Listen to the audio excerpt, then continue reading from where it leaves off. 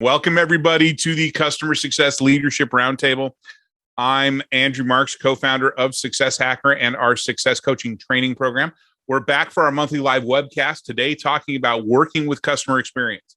This free learning event is brought to you by Success Coaching, the world leader in customer success professional development training with more than 16,000 students globally. Our programs are available in a variety of formats, from self-paced online learning to virtual instructor-led boot camps. We're now accepting registrations for all of our virtual instructor-led programs through October. We've got our fall 12-week coaching program being offered in partnership with the University of San Francisco School of Management, along with a number of standalone courses taught by industry experts, including data-driven decision-making, having difficult conversations, change management for customer success, outcome-based selling, and what successful managers do, a management training and coaching program for those that have moved into or looking to move into customer success leadership. Find out more at successcoaching.co, and Ashley will also drop the link in chat. Thank you, Ashley. For those of you who haven't participated in one of these events before, this is a live and unscripted discussion where we dig into a single topic relevant to customer success. Right now, this is the only script that we follow. So regardless of the company that you work for, the scope of your role, or the sizes of the customers that your teams deal with, we aim to pick topics that are going to be practical and useful to you. The schedule for our upcoming events can also be found at successcoaching.co. Click on the events tab at the top of the page to find out more. A few housekeeping items before we get started, while I clear my throat. This webinar is recorded and we'll be posting a replay along with a transcription on our website early next week. We will be taking questions later on during the webinar, so please don't be shy. Use that Q&A button found at the bottom of your screen to ask or upvote a question. We are also broadcasting on LinkedIn Live and have somebody monitoring that feed. Thank you, Tracy. So if you have questions watching on LinkedIn, please post them and they'll be relayed to us. Also, please keep all commentary to the chat window. Now, there's a lot of thought leadership out there, along with a lot of theories about how to deliver customer success. In this series, we focus on practical, real-world advice, best practices, techniques, and shared experiences from those working with or leading customer success teams on a daily basis. And to do that, we invite three panelists to join me for a roundtable discussion. These are people who are great at their craft, and we ask them to share their experiences and their perspectives. So without further ado, I'd like our panelists to introduce themselves to y'all, talk a bit about who they are and what they do. So let's get started as usual in alphabetical order with Disha. All right. Thank you, Andrew, first of all, for having me here. Excited to chat with my fellow panelists here. I'm Disha Gosselia, Vice President of Customer Success at Freshworks. My team is responsible for making sure that our customers renew their contract with us, as well as grow and expand their usage. Freshworks, just as a company, we have close to 50,000 paying customers, and our suite of products include an omni-channel and modern customer experience platform. And so just as a part of that, my customers are leaders and heads of their own customer experience departments. And so like a lot of the discussion or topics or points that I may bring today comes from some of that cumulative experience of talking to thousands of our customers. Awesome. Thanks, Disha. Great to have you as a panelist again. Had you a few years ago. Mm-hmm. So great to see you. And thanks for making time for us during your conference. Of course. Megan, you're up. Hello, I'm Megan Mcalusa. I'm the Senior Director of Customer Success Transformation at OneTrust. So I run a team of customer success and customer experience operations folks. We do all things digital engagement, reporting, team enablement, knowledge-based content, video content. So how to deliver the best possible customer experience directly to customers, and then how to support the customer success team so they can do that the best way. I've been in customer work in some form or fashion my whole career, and really love living at this intersection of CX and CS. And appreciate that I work for a company that values having a team that can really focus there. So But Andrew, really appreciate you having me here today. Awesome. Yeah, great. Appreciate you can make time, and it's good to see you again. It's been a few years since last time we've been able to connect. So good to have you. Good to have you. And last but not least, been on the program more times than I can count on one finger. Steve Bernstein. Steve Bernstein, I'm one of the founders at Waypoint Group. We've been around as a technology and services firm for about 12 years. We are what we call customer engagement, which really is, to Megan's point, I guess, and Disha's point, it's the intersection of customer experience and customer success, right? Customer engagement, making sure that we've got the right modes there. And before starting Waypoint, I was at Sapmetrics. I'm a researcher by background. Sapmetrics was the company that developed the Net Promoter System and the Net Promoter Score. So maybe you have me to thank for that, or not to, or to hate for that. But the reason I would say don't hate me for it is because the book was very clear. It was all consumer. When we did all that work, that was all consumer. Waypoint Group, we're all focused on B2B, which is so different than consumer work. So anyway, that aside, looking forward to participating in a great discussion today. It's different. Yeah, I agree. It's different, but your B2B customers are still consumers. So they're consumers of something. But that's for another discussion. Yeah. As because I think there's still that mindset. There's some stuff. Anyway. So let's talk about let's get to the topic. As customer success continues to grow, the focus for many organizations has shifted to attaining customer value over a longer period in the subscription economy, except apparently for AAA. And my experience the last 48 hours. But once again, that's a separate story. We talk about that got the later. wrong guy mad. Yeah, no, they did. They got the wrong guy frustrated. But this has created a need for a more proactive approach to managing customer relationships, with CSAA included.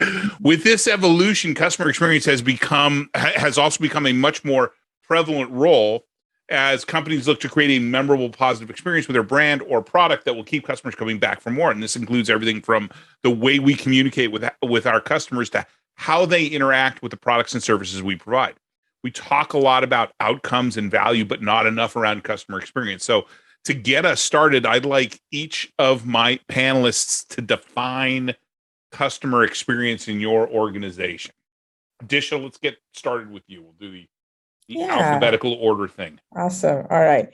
Yeah. So for me, customer experience is just kind of first defining the term there, right? Is not really a group. It is really like the customer's perceptions and their feelings that are caused by either a one-off experience with any employee in your organization, but as well as a cumulative effect of the interactions, with your products, the different channels, the tools, everything they interact with, right? So that's overall that customer experience. Traditionally, in most companies, right, the customers as they go through their buyer journey to the user journey, to renewal, they touch various departments, especially when we're talking B2B, but like even B2C, right? When you're the purchase phase, you're talking to somebody else, the billing, you're talking to somebody else, technical support, you're talking to somebody else. So in the end, like it appears like a very siloed experience, right? Companies are now started to realize that they need to give that connected experience, that omni-channel experience to their customers. And the companies who have started to do that are definitely a big differentiator, right, from the competitors. At Freshworks, currently we have the customer experience organization as an umbrella organization led by our chief customer officer who reports into our CEO, and customer success is part of that organization. And then every other customer facing function like customer support, professional services, we have an adoption team, like they all roll up to the customer experience organization. Oh, interesting. So customer experience overarching, and then all those other customer supporting organizations underneath it. Okay. Totally. Got it. Yeah. It's true. Customer experience. I talk about, I talk about with folks about they'll say, well, is support part of customer success? Is technical, technical enablement part of customer success? I said it's all about customer success. Yeah. But it's refreshing to hear when a company says, hey, you know what? It's really about the customer experience. And so all of these other, the customer success managers and the support and education, all these roll up underneath it, but they're all intertwined. That's right. Yeah. They're all part of, creating the unified experience for the customers. Now, obviously, there are other groups that are not part of this, sales, product, but that's maybe another question where we need to figure out. Well, the product one is actually sales and product. Those are both organizations where I think we're gonna talk about in a bit. Megan, what about in your organization? Very similar. So at OneTrust, our new CCO, Emily McEvely, who actually came from Workday, we have just recently redesigned the org to be called customer experience as well. So all of professional services, all of support, all of customer success, technical account management, that all lives under the customer experience umbrella. And what I like about that is the intentionality of putting the customer at the forefront of what you're doing, right? Like it's really easy for us to build things from the inside out, right? Like what do we need to scale? What do we need to grow, right? Like all of that is really important. But when you call something customer experience, it gives the mandate that really what we're working toward is a positive customer experience. And I think, to Disha's earlier point around, at any moment in time, a customer working with their salesperson, calling into support, going to the website, using their tool, going through the renewal process, working with their CSM, like going to the knowledge base, like for them, this is all one thing. It's all one relationship they have with your company and with your brand. Yeah. And so understanding, even when we don't have jurisdiction over product or sales, is that you have to partner so closely with those organizations because that it is all one like unified experience. Well, whenever there's anybody who is setting, either directly or indirectly, setting an expectation with your customer, they need to be in the loop, and they need to be able to also hear the feedback and process the feedback in that loop, right? It's to your point, it's customer experience. So awesome. That sounds like it's well structured for sure. And like you said, it's important that everybody's kind of working together as you're building from inside out. But an important part of that is understanding the outside in angle, right? And then last but not least, Steve. Well, yes, violent agreement with Disha and Megan. And I would add then, rather than just kind of piling on, some of the difference, or I guess this nuance between customer experience and customer success. Customer experience is the ability to meet customer expectations, in my humble opinion, right? So the question always comes up, well, what are customer expectations? Where do they come from, right? So many companies are kind of, we operate inside out. We have sales, we have marketing that are sending these messages out that are setting expectations. Our competitors are also setting expectations. Experiences as consumers, to your point, Andrew, or maybe partially, right? We have expectations based on our lives as consumers. The key, in my opinion, is to make sure that you're demonstrating that you're listening.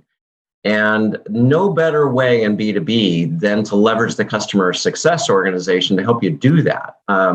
Because they're at the front line and should know the account and be that conduit. But B, because they're supposed to know who the right people are in the account. Now, when we talk about product, support, services, very product centric, but there are armies of other people inside our companies that are maybe indirectly touching customers' finance, for example. I mean, they're not indirectly, they are directly touching customers. So, and bottom line is there are all these other people. No one knows the account better than the CS team, should probably, and therefore nobody else in the business knows who all the right contacts are inside the business. So the key play here in making all this work, this intersection between customer success and customer experience, is persona and contact coverage. I just am stressing that so hard, because otherwise you're just sort of you're single threading through one champion and praying, hoping that they are being the conduit to the rest of the team, and they're not. I'm telling you that. They're not only are they not doing it, but they have different expectations because they're a different persona. So listen to those expectations. Anyway, that's my theme for the day, is to keep hammering on that point. We talked about that. When were you on last month, 2 months ago? We talked about how important it was that when you're gathering feedback, you're not gathering feedback from a single persona, that you're gathering and that you're not asking the same questions of that key stakeholder who is super distant from the product versus the ones who are using it on a daily basis. That's right. Stakeholders are vastly different than, and decision makers are different from champions, are different from architects, administrators, right? So the persona that provides that context is so key. I'm seeing some questions in the chat. I don't know if we want to get to those. We want to put them. Can we get them put in the Q&A, please? Yeah, that'd be great. And we'll get to those in a moment. We'll get to those momentarily. So that's not, though, an excuse, just because customer success does need to be one of the key conduits, but that doesn't mean that professional services that hears something, or support that hears something, or a tone or something like that, or what have you, shouldn't have a way to communicate what they're hearing to customer success. Yeah. Yeah, Andrew, I was actually going to, in a way, like, I don't know, disagree with you, Steve, but perhaps you didn't mean to say that. Like, customer success is not just the CSM's responsibility, right? Like, it seems like there would be then too much pressure on the CSM to know every single contact from the beginning at the company and, at their customer account, as well as like make sure that they're handling everyone internally who are responsible for their work, right? I think we make it easier when there's every department, looks at customer experience as their role as well. Oh, for sure. Somebody disagreed with Steve. Yes. Yes. It's good. But who are the contacts? Right? So non-end users, that's a product discussion. Yeah. Right? Yes, we have to know the end users, and we do know who the end users are because they have logons, they're right? Mm-hmm. So we have ways of engaging them. But the customer success organization being responsible for outcomes, hopefully they're not busy doing training for end users. That you need a training department. Hopefully they're not busy doing services and implementations. We need a services department, implementations, et cetera. Mm-hmm. Support, same thing. Customer success has to help deliver those outcomes. And so understanding the persona and the contacts that are involved in that is not something that the rest of the company can do effectively. A, because they don't know who they are, and B, because it's a disjointed experience for them. I don't know. It's a good debate. But where I've seen this play out, though, is like product development, right? When they don't have someone from CS in the room when they're designing product, and then CS sees it before it goes live, and they're like, wait a minute. Like, do you understand the change management that my customer is going to need to go through once this thing launches? Like, did we talk about that in terms of the value and the balance, right? So Steve, to your point, I think what's missed sometimes is you have, marketing for customer advocacy or product being like, I don't know, we keep going back to the well with the same customers, or we don't know what our customers want. So we're trying to figure it out. And you're like, man, talk to your customer success managers or any of your service teams. Like, they know who our customers are. Yeah. They know the challenges they have. And I think that's where I've seen it play out is, where are you pulling your CS team who's on day in and day out with different stakeholders into other parts of the organization to be the voice of the customer within other areas of the business. Well, I agree. I just don't know if the CS team, I mean, yes, they have to be in the room, right? But CS also has a responsibility to provide trustworthy and representative data. I mean, companies are making multi-million-dollar bets based on just, I think, right, or perception. No, they should have data that really is tied to financials with the right priorities that's helping make those decisions, right? In the absence of data, the CEO or the people in power are just going to use their own opinions, which are probably not the right opinions, right? So the data aspect is super important. And again, I go back to, it all starts with the contacts. If we don't know who those stakeholders are, because they change jobs all the time, people in B2B, they're changing roles all the time. And if we don't keep up and at least know who those people are and have an opportunity to demonstrate listening, to demonstrate that we care. Hey, you told me this, we're doing that, right? So that is just such a strong relationship driver that I can't understand why more companies just don't have that kind of capability. Well, I think both sides of this argument are accurate. I think that customer success does need to understand what the makeup is, what the personas are, who the people are, but it doesn't. What we also need to be reinforcing with those that aren't within customer success is they do have a responsibility if they hear something, if they see something, to report that to customer success. Let customer success collate that information, but don't just sit on it. If somebody from finance says, hey, you know what, this customer who typically pays us on time, every 30 days is now 60 days late, or I had a call in support with a customer and they were kind of bad-mouthing our product. Those people should be empowered, should be instructed to escalate that type of thing to the customer success manager so that they can then capture that data and figure out what to do with it. Yeah, I think my point was and I'll explain a little bit. Sometimes we use the CSM team or the CS team as a clutch to go around broken processes, right? Where the CSM becomes a single threaded contact for everything customer facing.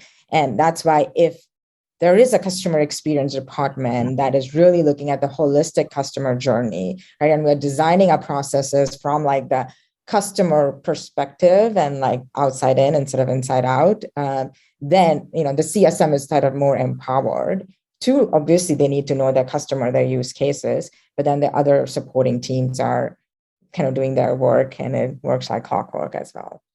And I want to talk about one of those teams that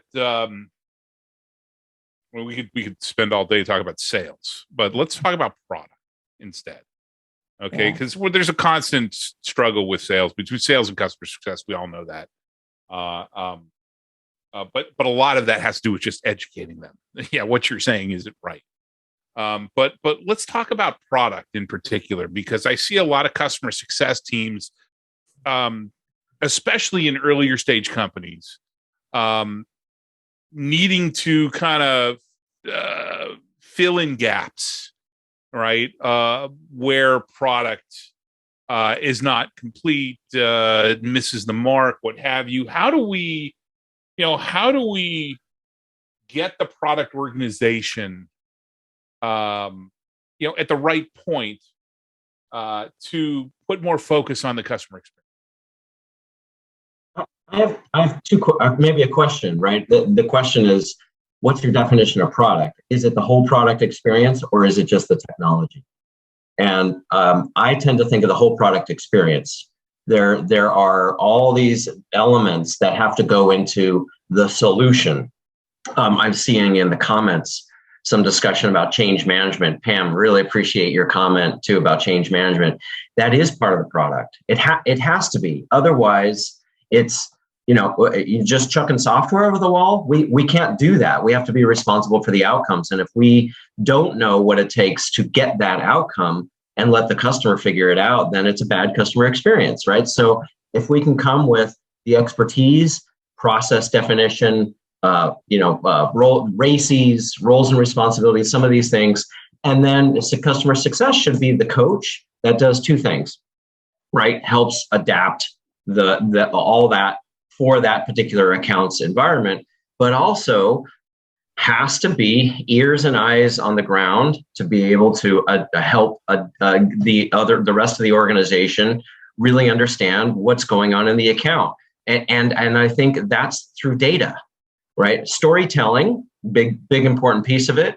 But, as long as the customer success team is sort of, I guess, I used the word conduit. What I should have said is, I guess, a facilitator instead of conduit, because as long as the customer success team is that only channel and other people aren't talking to customers, that there's going to be some bias, some bottlenecks, et cetera. If customer success can be that facilitator that guarantees, that makes some commitments that, yes, we are listening, tell us what's working and not working. There are certain things at the account level that the CS team absolutely has to action. And that's the first line of defense, right? Then there's the rest of the company that has to take the right actions as well and incorporate that data and that feedback into the things that they're doing, not just technology, but the whole solution, right? And that's what the whole rest of the company is supposed to be there for. Anyway, that's my thought. Yeah, I think I fully agree. And to just carry on my previous point, we just don't want the CSM to be the translator. We want to put the product in front of the customer as well. So trying to find opportunities or just designing that in your customer journey points where your product management team, your engineering leaders are directly listening to your customer feedback, right? Whether they're user forums or, customer advisory boards for strategic customers, roadmap presentations. Let's get product folks in front of the customers more and more through various channels, digital or in person. So they are, hearing, what the customer experience from the product and platform is and building that into sort of the product vision. And it feels like it has to start at the top. Like if the customer experience and the customer team doesn't have like a strong executive voice within the organization, I think that's where, the market need and the top line revenue and closing new logos drives all of the product experience.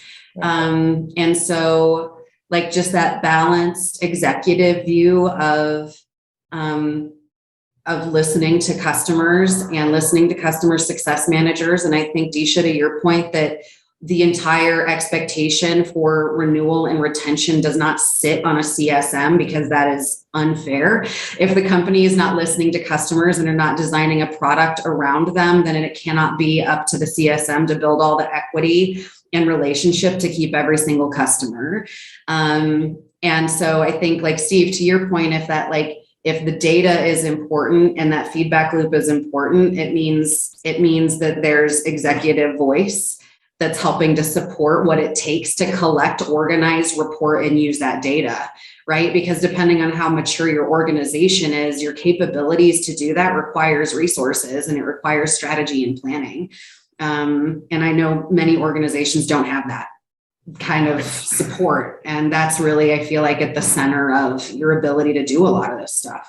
And depending on your maturity level of an organization, also, there is, like you pointed out, there's a heavy emphasis on net new logos, but in a growing organization, your sustaining revenue will begin to outpace your new revenue.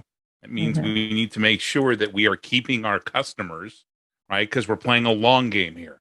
This is about increasing CLTV. That's what we do. This the whole point of what we're here for, right? And you increase CLTV by giving your customers what they need, keeping them around, listening to them, evolving with the way that they want you to evolve. And so if you have a situation where you're in an organization that's maturing at that pace, yet your leadership is just focused on net new logo, that's a huge risk. And so customer CLTV, customer lifetime value, expansion, retention, right? And another really important metric is cost of customer acquisition, or CAC, customer acquisition cost. When we're doing this right, we are creating an army of advocates in the marketplace, right? Yep. And then that's where the growth comes from. Spraying things out from the company is not enough, right? That those relationships that sales is developing, especially in those early stages, and the founders are developing, that's great. But we want everybody to be an advocate, and so the more we're engaging all of the right people in their persona in the right ways, right? The easier it is to understand their needs and expectations, where the gaps are, drive the right improvements, whether it's community or training or technology. That listening motion is so important in B2B that it's a little bit different in consumer, where it's more of a transactional element. In B2B, it's all about relationships. And so we've got to listen to them. Yeah, right. Exactly. Yes, it is about once again, it's about increasing CLTV, but to your point, those advocates end up driving down your CAC because they're bringing warm leads. They're bringing people. Hey, I've used this. I've used these guys before. You got to try them out, right? And they're gonna lower your CAC, and that ratio, that unit economics between CAC and CLTV it's what the analysts are looking at. That's what the board is looking at. That's what your CFO is looking at. And Megan's point is so important, right? The CEO engagement, and maybe Megan, you can talk more about that element, because if the CEO isn't there and you get the leadership team around the table, and then there's no accountability, there's no cross-functional collaboration, and this stuff, customer experience by definition is cross-functional. So who's the glue, right? Megan? Maybe you have a. Yeah, So, where your executive team is focused, that are driven by the business objectives in front of them, right? So if a company is growing really quickly, if they are a product-led company, if churn is not a risk today, these are things that over time just begin to erode that evolution of a strong customer team, right? Because I do think a lot of businesses still do the classic thing of sell whatever you can sell and chuck it over the fence and we'll figure it out, right? There's still a lot of that goes on in real life. And so when you have a strong CCO, when you have a strong VP of CS that can come to the table and provide that balance and say, look, we need data resources, right? So we can see what's going on and drive usage for the customer. When you know how to understand, we're not just a cost center, right? So this goes to the, other parts of the business that are making decisions around, well, does CS own renewals? Is that considered are we really making them responsible for revenue?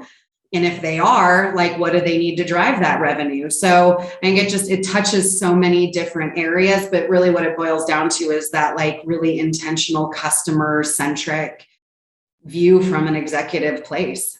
Yeah. And Megan, just to your point, my role, I don't consider my role as a VP or CS just being responsible for churn or the CSMs, right? Because it's customer success, I am responsible for the entire, how the entire company handles our customer experience processes, right? If there are silos, it is my role to get in there and break those silos and design processes where there is a connected experience. So yeah, it does need to come from, leadership that is, not siloed and looking across. I think that's true, Disha.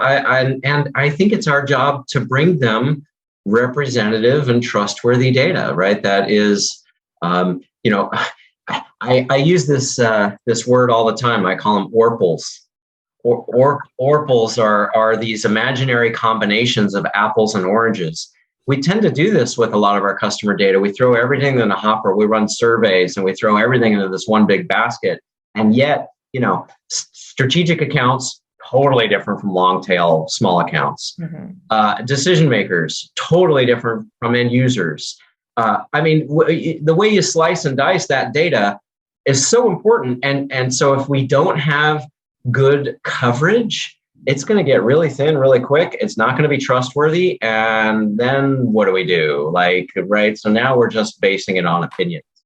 So I think there's an important role for the CS team to develop the relationships, acquire the data, and get the rest of the company to act on it. Oracles. Why not Appleges? Appleges. This is like your sand in the Vaseline thing. Yeah, don't get sand in the Vaseline, kids. That's right. Steve says, don't get sand in the Vaseline. So Disha, back to your, that whole aligning, making sure the customer success, customer experience are aligned. What are some of the common incentives or KPIs or variable components? Compensation drives behavior, right? So what are some of those elements that maybe you've used or you've seen used between the two teams that kind of breaks down those silos? And puts customer experience front and center.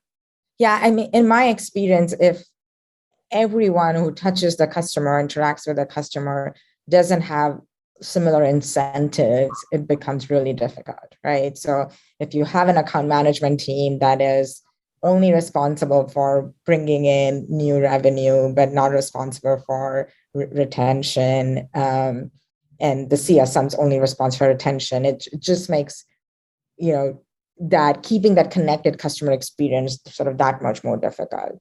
And then the second piece is handoffs too, right? Like, yes, if you've designed your teams well, your organization well, you are going to have different teams specializing in different things that your customers will have to go through, right? That's a pre-sales process where your SCs work with them, and then you have the sales, the contract negotiation. As it goes into implementation, there's an engagement manager, an implementation team, there's a CSM, renewals, you could have a renewals rep. But how do you connect all of that? And how are those handoffs defined? Are the incentives around, that hygiene of providing handoffs in your organization? So I think some of this is, yes, a high level KPI, NRR is what the industry is going towards, right? That you want most customer experience team to have that kind of lagging indicator KPI. But then if you can design sort of some of these leading indicators a little bit more intentionally, where the teams can work together, right? Customer adoption could be like a common incentive between product and customer success.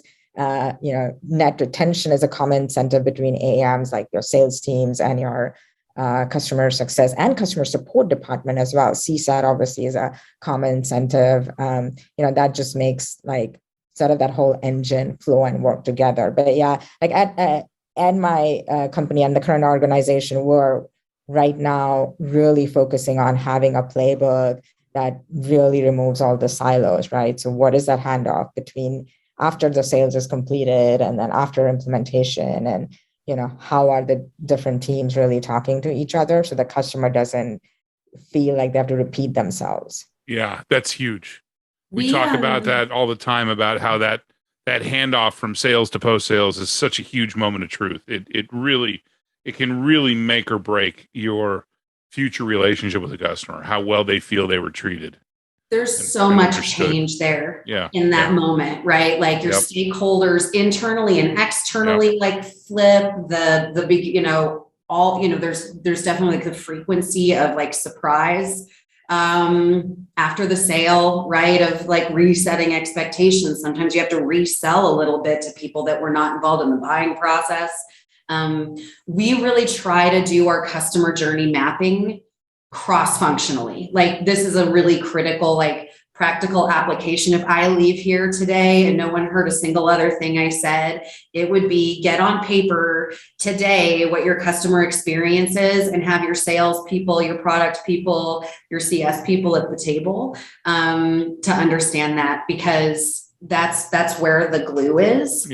Is between those functions, and designing and understanding the human being that's going through this existence with your company is really critical. And doing that together, I find it makes it a lot more reasonable to cross collaborate on initiatives to improve that customer experience, when it's not just the customer team coming up with things and then trying to force sales into it, right? Or vice versa. Yeah, it's a practice joined up thinking. right? Make sure everybody's in the loop. Let's take some questions. Just a reminder, Q&A button at the bottom of the screen to ask questions.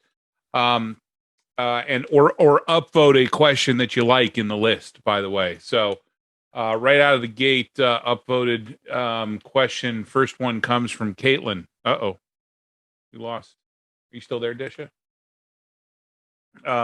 Caitlin asks, for organizations that haven't yet made customer experience the front and center for everyone, how might we help organizations make the pivot and see the value and enable customer success to support it? I know I hit the button, so I guess I'll start on that. Maybe I'm a broken record. I really come from this place of trustworthy and representative data, and that doesn't mean survey scores. That means understanding, what are the sentiment of our accounts, what's working in those accounts, what's not working in those accounts, and where is the money. So you have to absolutely tie the feedback to your financials. Happy accounts should be worth more than unhappy accounts. Happy accounts should be driving in referrals that drive more value. Happy accounts should stay with you longer, right? The CLTV and CAC.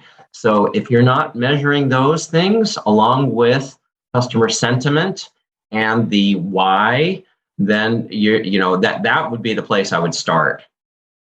Unless you're the California State Automobile Association and you're the only game in town, so you just don't care what people think. Megan, Disha, you got anything to add to that? Yeah, I mean, I totally with Steve, right? We need to collect the right data. So, the entire organization, you're in business because of by your customers. And I think that is now becoming like really your differentiator, right? The more you're able to focus your entire company on, your customers' needs and experience and feedback, and then, show the change, I think that's the driving factor. So no longer those monopoly, maybe just in, AAA case exist everywhere else, right? I think we all just by the nature of a business need to put our customers front and center.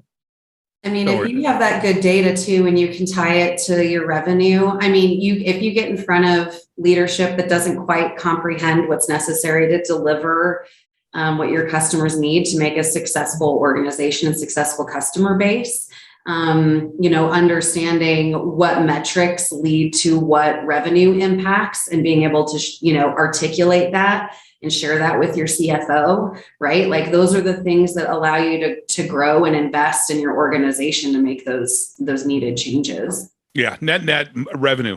Tie everything to revenue. Own a number. Own a number. Don't be afraid of owning a number.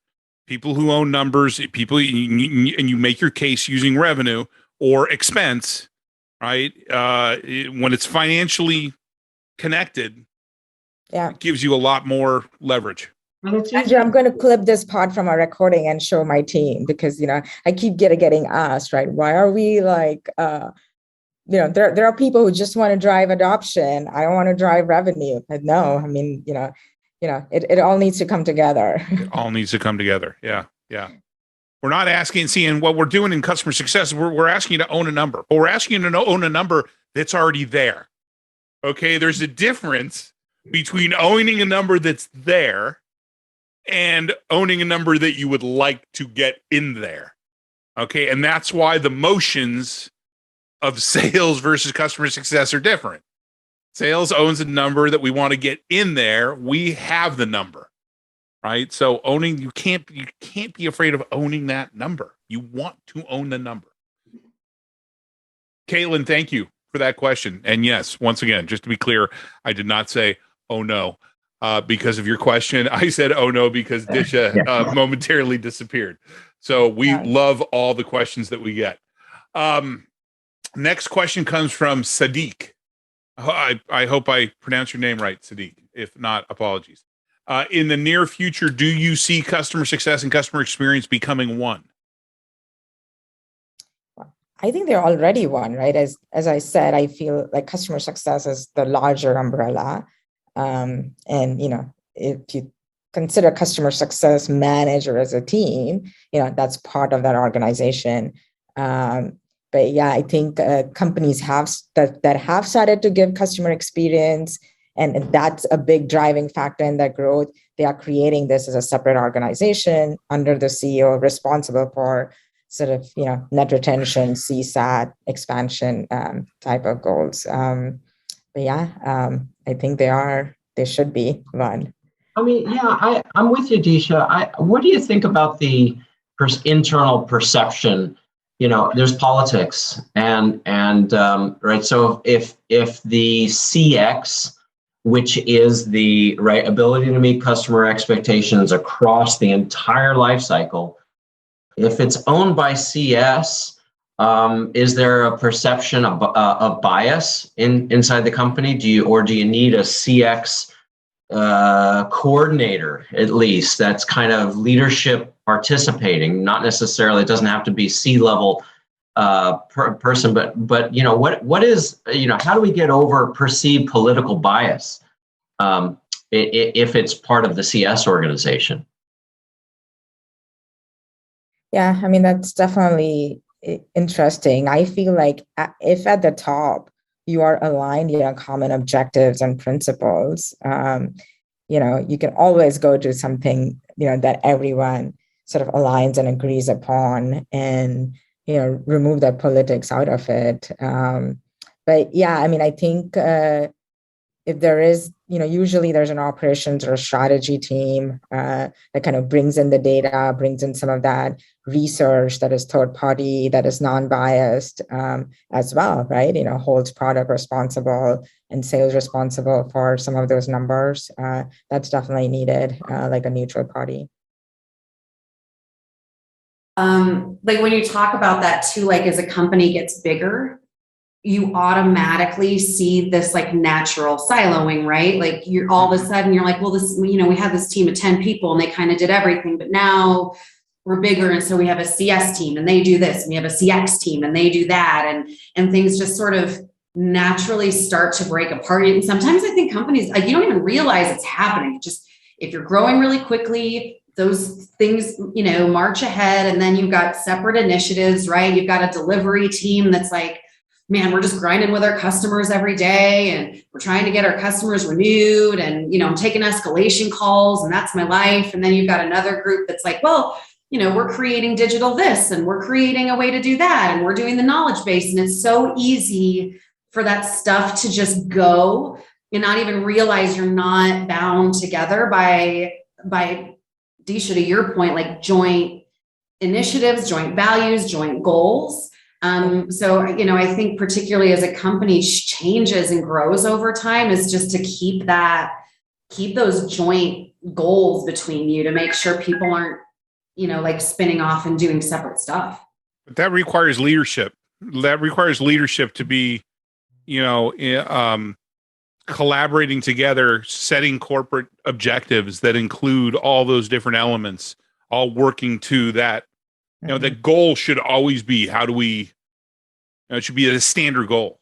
How do we keep delivering for our customers? Pam's question that right after Sadiq's, I was about to ask was, how difficult is it for vendors to create a great customer journey as vendors grow up from startups to enterprises? And it's hard. You can't assume that it's happening. And the best thing that you can be doing is talking about it, including it as a standard corporate goal every quarter, every year. I saw somebody post a comment in there in chat about Racy, building Racy Charts. As a matter of fact, Ashley, you want to drop a copy for the customer success engagement blueprint in there, which we're going to also distribute at our next call next month. A nice tool that we've been using for years to help deliver that sort of thing, help document that sort of thing. But I think the best thing that you can do is just keep communicating and make sure that there's alignment at the top of the organization, that this stuff's important. Alignment. That's the word. And culture. I think CX has the opportunity, right, to really drive the right improvements and get everybody rowing in the same direction. Yeah. However, if you don't have a culture that, well, let me rephrase. Megan, I think you talked a lot about silos as companies get bigger. If we have a culture of finger pointing, and that's where the fear becomes. I think there's another important element in this change management that we've been talking about with customers.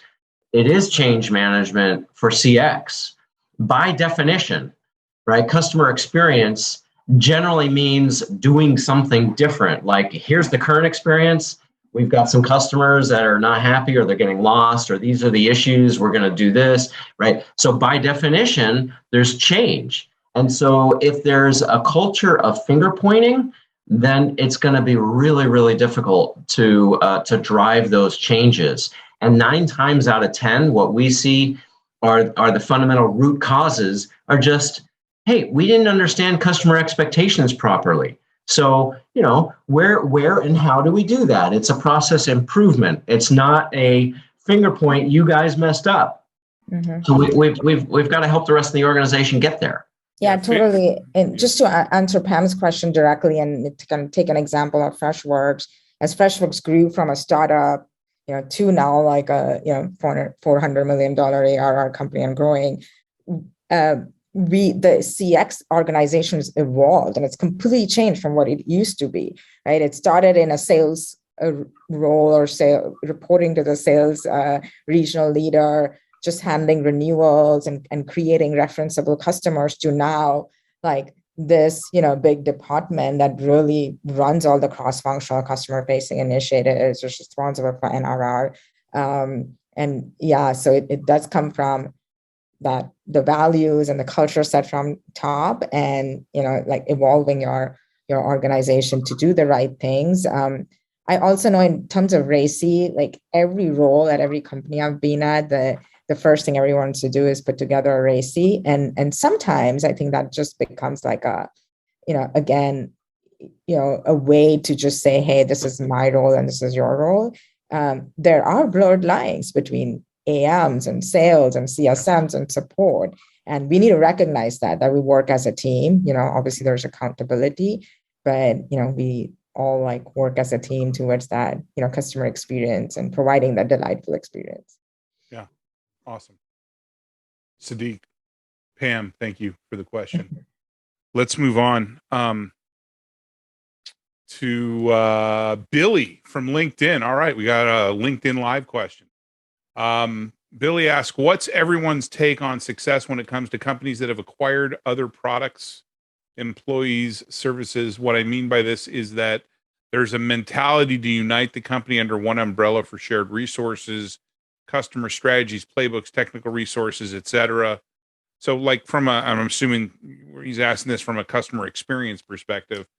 Once again, something that's just, it's complicated, right? It's a very complicated, I've been through it 5 times in my career, 5 different mergers that I went through it. And I've seen them run great, and I've seen them fail miserably. It's complicated. Megan, you were gonna. I have some thoughts, but yeah. I'm just saying we're right smack in the middle of this right now. So we were acquired over the last 12 months by a very rapidly growing company where we kind of came together and have 2 different cultures. And I think, like Steve, you mentioned culture, right? So this is a huge thing. When you have 2 companies come together, you now experience a new culture.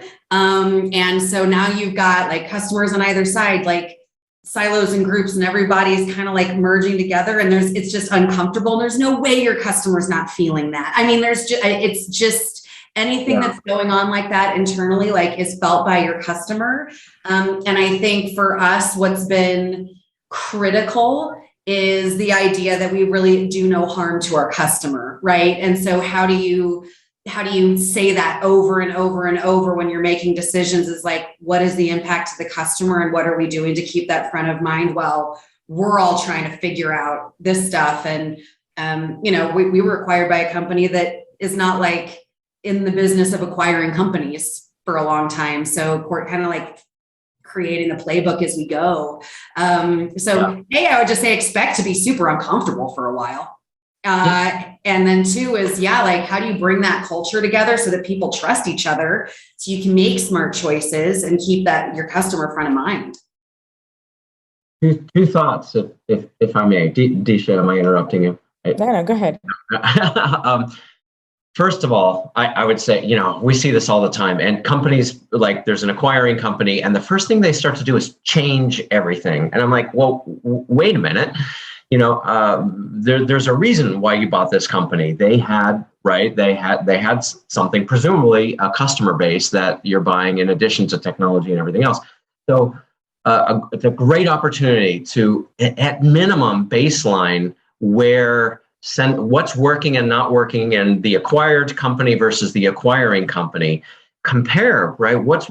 Where are the best practices? And if you do it from inside out, forget about it, right? It's going to be the acquiring company is going to win every time. But if you do it from a data perspective, right, then you can really understand where the best practices are and adopt those best practices, which should be some of what you're acquiring in the first place. The other thing I would add is if you don't get everybody on the same systems right away, I mean, I've seen companies, they just go out and acquire, and they run these companies as independent businesses. I'm sorry, it's ridiculous, because all you're doing when you do that is accumulating debt, technical debt, because the customer experience will suffer when look, Cisco does this extremely well, right? Cisco is in the acquisition business, basically.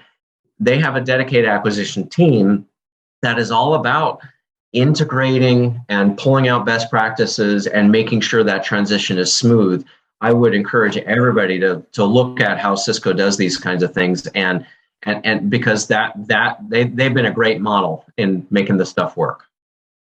Yeah, Stephen, the only thing I would just second your thing about tools. I think in this discussion, we haven't talked about a CX platform and the right tools. I think all of us who've been in that role, we know how important role having that right source of truth across your different departments, across the company helps in, making this whole customer experience better. So yeah, I guess for acquisitions, that's the main thing, right? You want to make sure that your source of record for your customer, right? Whether it's your CRM, your customer experience tool, gets integrated first. So everybody's for sure. Right. Just a reminder, by the way, we go till 15 minutes past the hour. So if you can stick around, we're going to still be answering questions. I think one of the biggest risks that I've seen over the years, and seriously, I've been through 5 acquisitions. The biggest one being SAP's acquisition of Business Objects, and this exists everywhere. It doesn't matter how great your culture may be or not. Internal egos and politics, right? And so you need to be aware going into it, knowing all that. And if you're a leader, you need to know going into it that's going to pop up, that's going to rear its ugly head. Be prepared for that. The last thing you want to do is be blindsided by something like that. So, Billy, thank you for your question. Next question comes from Shauna. Shauna, and it looks like Steve wants to jump in on this one. Shauna asks, if CS owns customer sentiment, who owns crafting and delivery of surveys? If CSMs are trying to establish themselves as the main customer touch point or source of trust. Steve, I knew you would have something to say. Well, you always have something to say, but I knew you would have something to say if the word survey or assessment appears in any question. Exactly. Well, the first thing I would say, I don't know if CS owns customer sentiment. It takes a whole company. It takes a whole company to make a customer successful. And we have to work together. So if CS, yes, we got to own a number. If you're going to hang your hat on customer sentiment, then you really got to make sure you've got your internal colleagues aligned around a customer operating system, if you will, right? That is understanding how to listen, understanding how to react and prioritize, understanding how to execute. So I don't know if CS owns customer sentiment. That'd be one thing. The second thing is, yeah, Andrew, I'm allergic to the word survey. I think in B2B, it all starts at the account level, right? There's a group of people inside an account. There is no customer, right? There's a group of people inside an account, and they come and go. They change roles, they change jobs, they change expectations, they change requirements. So the survey word to me sounds like it's a one-way data collection exercise.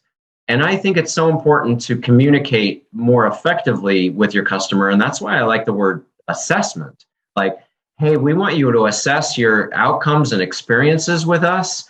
And I'm committing to you that we're going to follow up with you and we're going to address any gaps. There'll be some course corrections we might be able to take right away. There might be some things that are on the back burner until we can get the product enhancement you want or a process improvement you want. But at least, that ability to demonstrate listening, because you're going to ask the customer to assess with a follow-up. So anyway, I pick on that word survey all the time. I hate it, but maybe it's just me. By the way, we've changed all of our surveys to assessments. Oh, sweet. All right. So you agree, I guess. Are we on? Well, at least Tracy does, because right? she listens to this stuff as well. So, because she has to. She's forced to have to listen to you, Steve. Unlike these people who have signed up and joined us. So, Shauna, did that answer your question? I know. I'm sure Disha and Megan have thoughts on this too. Oh yeah, Disha, Megan, do you have thoughts on this? Do you have something to add to Steve? What Steve said? Did you disagree with Steve? Please disagree with Steve. Please. Do you? I mean, I still call them surveys. So, but now I'm learning. See, here we are. Yeah. That's what I was going to say. It's a new term. And survey fatigue is real, right? Yeah. So like everyone's getting surveyed. Is assessment fatigue real? That's what I like. I'm sure that's next, but we have time now.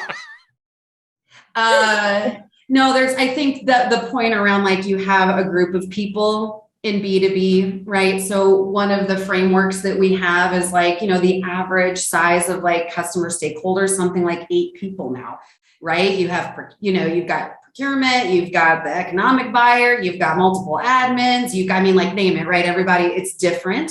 So when we say customer, I think even internally, like that is an abstract concept in B2B. And there's this tendency to not really drill in to be like, who are you talking about? And that's the persona element where you're like, no, we want to know, if you want to know how people are interacting with the tool, here are the people you talk to, because that person can have a very different, feedback than maybe your executive buyer, value, right? Like that's what you're trying to determine and drive always. It's like, are people receiving value from the partnership? And so just that understanding that like customer in your world is abstract, that value is determined by multiple people within that customer base, and that you're addressing and you're assessing and you're asking the right questions. And to your earlier point, Steve, around like, how are you slicing and dicing that data should have to do with what those elements are within that customer space. And then when you're reporting to your broader organization to help educate them and help them understand what it is you're talking about. Like if a customer is green, okay, what does that mean? Like when we say a customer is green, they're green in Salesforce. Cool. Like, why are we saying they're green? Who's green? Why green? Right. And are you revisiting that all the time to make sure you're still even looking at the right stuff? Yeah. And the complexity comes in because there are various listening posts, right? So especially, let's say in a SaaS company where I am, like we have in-product feedback that the users are putting in, we have, forums where everybody's participating. There is, marketing feedback that comes from, sort of the higher level stakeholders that marketing reaches out to. Obviously there's strategic feedback that comes from a decision makers from the CSM organization. We do CSAT surveys, NPS. There is so much, and like how to look at this data, Steve, to your point, where it's, we're looking at it for the right audience, for the right thing, is sort of definitely a complex thing that needs a team to figure out. Yeah, analytics pros and Freshworks, I think, has a capability there. We have a capability there. I mean, I know there are other CX platforms. I would only just make sure that when you're looking at that kind of stuff, that you are thinking about B2B and this idea of, I like how you say it, Megan. It's an abstract. It's an abstract concept. It's I don't know. There is no customer in B2B. It's like there is no spoon in the matrix. Right? We made it up, but it's a group of people in a logo, in a company. But even then, it may not be, because you could have partners.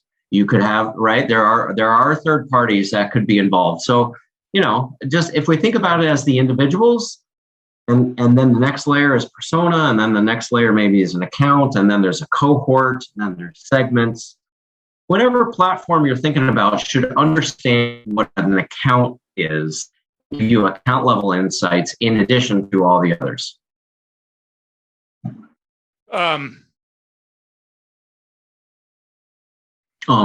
Wow. There is no spoon in the matrix. I'm making a list of Steve-isms.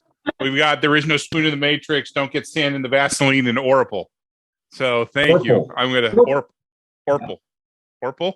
Did I get that right? Orple. Yeah. Awesome. Cool. Shauna, thanks for the question. Hit done on that for me, please. Steve. By the way, Pam, assessments, you associate assessments with learning. Yeah, we're learning, right? It is, but I get it, right? Assessment in the context of, I do an assessment as part of a learning and development program, but we are learning, and that's where assessment works as well. Jillian asks, do your organizations have CX goals that individual teams under that umbrella have goals that ladder up to those common CX goals? I know we kind of touched on this before, Disha, but you wanted to. I thought I'll try what Steve was doing. Yeah. But I mean, we do have just sort of take an example that, I do share goals with some of my peers, right? So the, improving customer adoption is a goal I share with my, services partner, right? They have an invest services and their professional services. And we have the same goal of how do we take our customers who are, maybe at poor usage or essential usage and make them advanced usage of our products. We share NPS and CSAT with my support counterpart, like the head of customer support.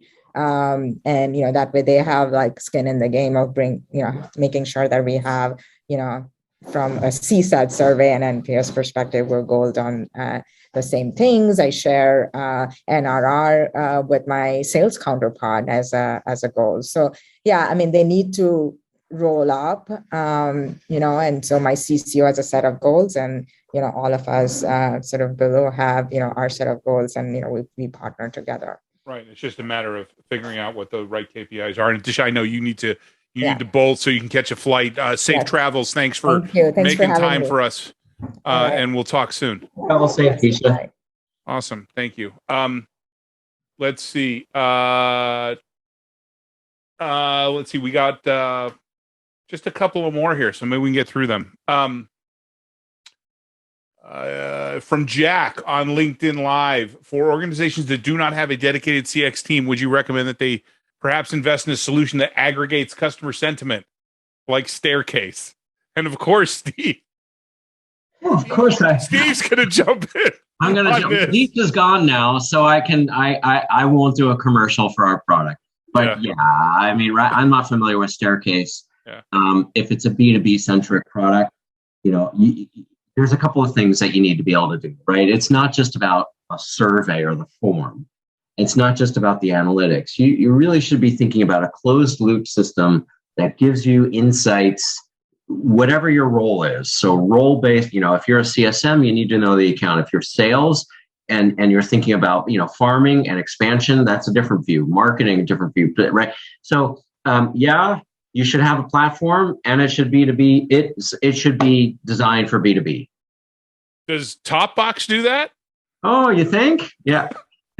Absolutely. In fact, and so pardon the quick commercial. It's not about the product, but on our website, under resources, if you go to waypointgroup.org resources, there is a Q&A around what to look for in a customer success platform. It's very unbiased, in my humble opinion. Of course, we'd love to have discussions about top box, but it's, I mean, I hope it's a resource for you in the thinking of what's required in a CX platform. Awesome. Anything to add, Megan?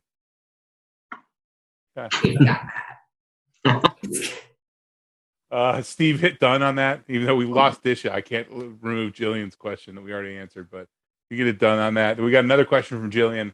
I hope I'm pronouncing this right. I hope I'm actually pronouncing pronouncing Jillian right. Jillian.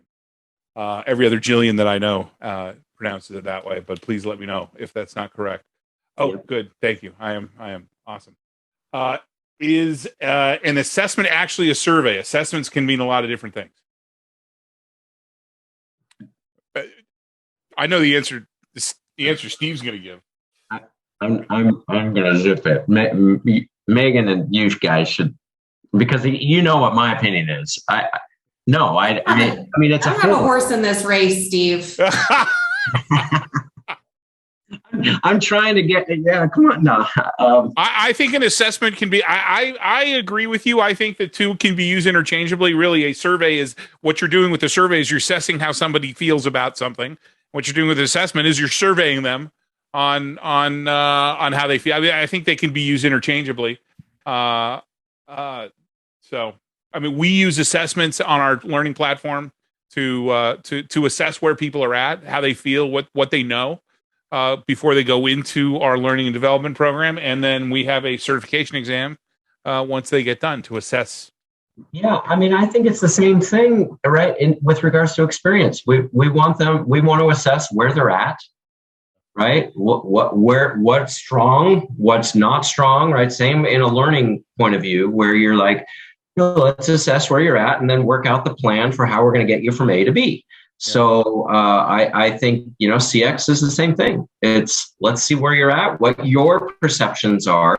I have my perceptions, but they're probably not right. It's better to come from outside in.